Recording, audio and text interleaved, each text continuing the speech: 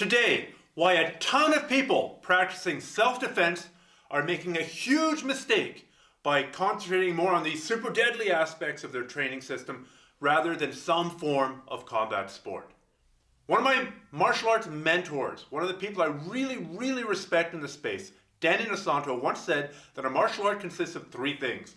It consists of the techniques that you do, whether you're punching and how you punch, whether you're tripping people and how you trip them, what you do on the ground, the actual techniques that you do. That's number one. Number two is the training methods, how you train them. Do you do them in a kata? Do you do them as a two-person repetition drill? Do you do them on a heavy bag? Do you do them in a full resistance context? What's the training method? Third is training equipment. I do a lot of Brazilian Jiu-Jitsu. I guarantee you, my Brazilian Jiu-Jitsu, my martial art, would be pretty heavily influenced if I didn't have mats. If I didn't have mats, it would change how I train. It might not change how I fight as much as how I train, but I guarantee you I wouldn't be doing any guard work, or as little guard work as I possibly could, if I didn't have mats. So the techniques, the training methods, and the training equipment all shape a martial art. What does this have to do with what I was initially talking about? Why it's a mistake just to concentrate on the super deadly techniques, the too deadly for the UFC type of stuff, which I use tongue in cheek. Here's the problem. Let's, for the sake of argument, say that the eye gouge and the groin tear is the most effective technique known to man. That is absolutely the fight ender. If you successfully land your double eye gouge and your groin rip, the fight's over. Let's take that as a given. How the hell are you going to train that? If you and I are training, yes, we can do kata forms of groin rip all day long.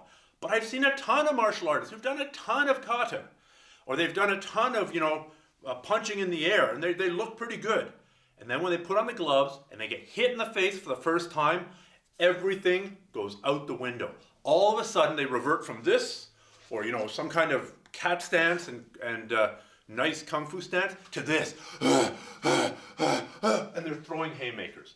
Everything goes out the window because it's never been pressure tested. So how are you going to pressure test the eye gouge, groin rip, super deadly combo? It's going to be hard. If you and I are training and we're really trying to eye gouge and groin rip each other, the first person to land that, good for you. The other person, not so good for them, but where are you going to find your next training partner? Who is going to train that with you under pressure for real a second time? You better be awfully rich to afford some very desperate training partners to get enough repetitions in of that technique under pressure to know that it's going to work. Now you can say, yeah, at our school, we practice that on a dummy while our teacher's yelling at us, or we have to do push-ups first and we can increase the level of stress. And that's better than nothing. But really, nothing compares to really trying to eye gouge and groin rip somebody while they're really trying to eye gouge and groin rip you. So now, of course, that's not sustainable. That's not sustainable as a martial arts training practice. Now, I think it was John Danaher, who's a Jiu-Jitsu black belt under Renzo Gracie, who first pointed out that the genius of Judo, the genius of Jigoro Kano, the guy who founded Judo, was to take a subset of the techniques of traditional Japanese Jiu-Jitsu and train the ones, and only include the ones that can be trained with close to full resistance. Traditional Japanese Jiu-Jitsu, J-U-T-S-U, is full of super deadly techniques. It's full of the proverbial eye gouge, groin rip, finger breaks, spine breaks, tons of stuff that you can train very carefully, cooperatively. Okay, technique number one, I'm going to sidestep, I'm going to break your wrist here, I'm going to rip your throat out here, I'm going to throw you in a way that you land directly on your head. And that's technique number one. You can't train that stuff against resistance. So Jigoro Kano threw out the more dangerous techniques. The striking within Judo, because Judo originally had striking. Some of the leg locks within, all the leg locks within Judo eventually. And they threw out a whole bunch of the more deadly techniques so that practitioners could concentrate on the less deadly techniques, the techniques they could actually do. I could actually try to do an osotogari to you, and you could actually try to do an osotogari to me. I could actually try and armbar you, and you could actually try and armbar me. And by being able to fight that out, by being able to do it against full resistance, it developed a much more effective martial art. And this has been shown a whole number of times. The first time I can think of that this was shown is when the Japanese police, the Tokyo police, were, I believe the first time that this was proven, I believe the first time that this was really conclusively demonstrated is when the Japanese police, I think it was the Tokyo police, were looking for their official martial arts. So they had a competition essentially. Let's pit different Jujutsu schools against each other. At the time, Judo was considered a Jujutsu school. And the Kodokan came with their stable of Judo fighters, and because those guys had been training with resistance, they flattened the competition. They won all the matches. Now, the cynics among you, and I'm a cynic, might argue, yeah, maybe the fight was fixed. Yeah, maybe the Judo people were much better athletes. Yeah, although the Judo guys had a Jiu-Jitsu background. A lot of them did have a traditional Japanese Jiu-Jitsu background in addition to the Judo. But the fact remains, the simplest explanation is that their training methods were superior. Not their techniques, their training methods. You take a look again at the early UFCs. Royce Gracie could train his Brazilian Jiu-Jitsu at close to full resistance against sparring partner after sparring partner after sparring partner and not end up brain damaged and not end up, with his eyes gouged out and his groin torn off, and did really, really well in a pretty close to no holds barred, no rules fight. Whereas the traditional Wing Chun guys who'd practiced, Chi-Zao all day long and practiced, their three forms and practiced on the wooden dummy, and other guys like that got murdered. It was also, of course, bringing the ground game into the fighting game, which is another aspect of Royce Gracie's early success. Now, of course, you need to know the illegal techniques. Once you've learned how to handle someone's force in Judo, say, or in stand-up wrestling, then you can start working in the things that are illegal in stand-up wrestling. In Greco-Roman wrestling, you're not allowed to punch the person in the kidneys. But it's a mistake to start doing that stuff too soon or in every sparring match. It drives me crazy when there's somebody who's on the bottom of mount, and instead of working a structural way to get out of mount, they're busy pretending to eye gouge. Tell you what, if you think you can eye gouge from the bottom, the guy on top can eye gouge way better.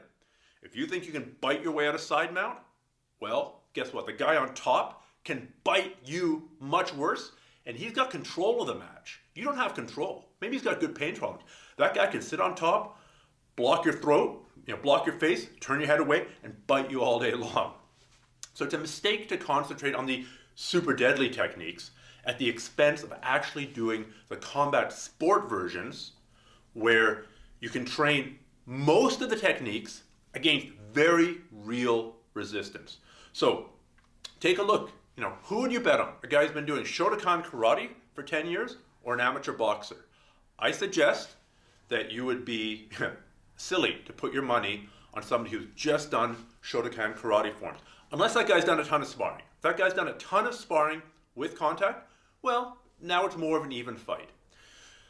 Who would you put your money on? A guy who's been doing traditional Japanese Jiu-Jitsu, Jutsu, for 5 years, or a guy who's been doing Brazilian Jiu-Jitsu for 5 years. So long as it's not an ambush situation where the Brazilian Jiu-Jitsu guy is walking here and the other guy jumps on him like a ninja. So long as it's a semi-consensual fight, okay, now we're going to fight. My money's on the Brazilian Jiu-Jitsu guy because he spent so much more time under pressure. He spent so much more time working against resistance and not doing as much cooperative training or 100% cooperative training, which is absolutely terrible because it's not going to translate in a real fight. Like I said, I've seen people who spend a ton of time doing, fancy Shaolin forms, sparring for the first time, and guess what? In their sparring session, there was not a single fancy Shaolin, punch. In fact, it just looked like sloppy boxing. So why not train boxing? Now, boxing, I would argue, is more dangerous to train than Brazilian Jiu-Jitsu, is more dangerous to train than wrestling because you are taking your head and you are getting hit again and again and again. Even if you're not doing a ton of hard sparring, you're still getting hit. You're still getting micro concussions all the time. You're taking the most complex object in the known universe, the human brain, with billions of neurons, and you're hitting it again and again and again.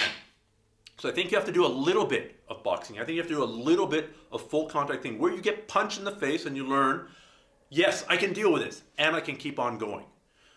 But for the person who's interested in self-defense and in preserving their brain cells, it wouldn't be my first recommendation. I think it's much safer to get that resistance, to get that full, where the person's actually trying to do something to you and you're actually trying to do it back to that person in a grappling situation. Typically, it's much more controlled. But regardless of which type of combat sport you do, where there is, full effort and full resistance, once you get good at that, it's pretty easy to add in the dirty, super deadly techniques. If you are really, really good at holding side control, guess what? It's not a very big adjustment to go to side control and bite the guy. It's not a very big adjustment to go to side control and headbutt the guy. It's not a very big adjustment to get to side control, be calm, because you've been there before, and realize, no, I can put my fingers on his eyes. Now I've got a great negotiating position. Are you sure you don't want to give up? Giving up now might be a very good idea.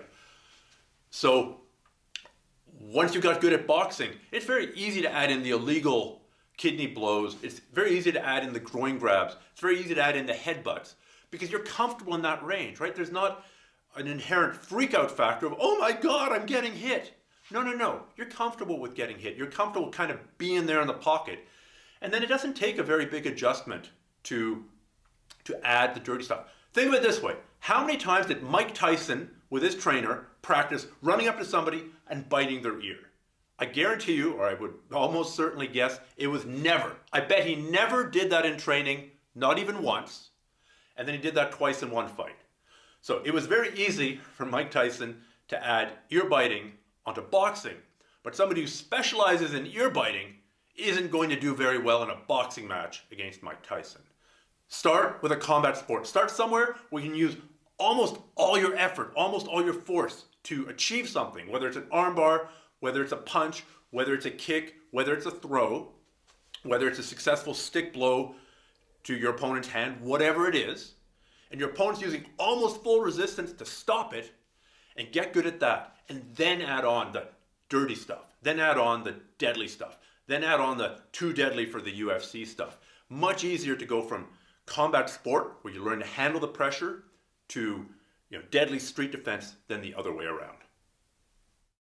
Podcast listeners, there's a pretty good chance that you're listening to this on your smartphone, right? You're walking around, you got your smartphone in your pocket, you got your earbuds in, you're listening. If you've got a smartphone and you do jiu-jitsu, then you should check out my free Roadmap for BJJ app. This is a video-based app. It's an app that goes on your phone. You can check out the different sections. It's got different techniques. It's got different positions. And it breaks down the big picture of Brazilian Jiu-Jitsu for you so that you're not going to be so lost on the ground when you're training. So you're going to know kind of sort of what you should be doing in every position, along with the specific techniques that you should be using. So if you go to grapplearts.com/roadmap, there'll be links there to get this app for free, both in the iTunes store, if you've got an iPhone, or in the Android store, if you've got an Android phone. There's also Kindle versions of it out there as well. Once again, you can grab that at grapplearts.com/roadmap. That'll point you in all the right directions to get this app, whatever kind of phone you have.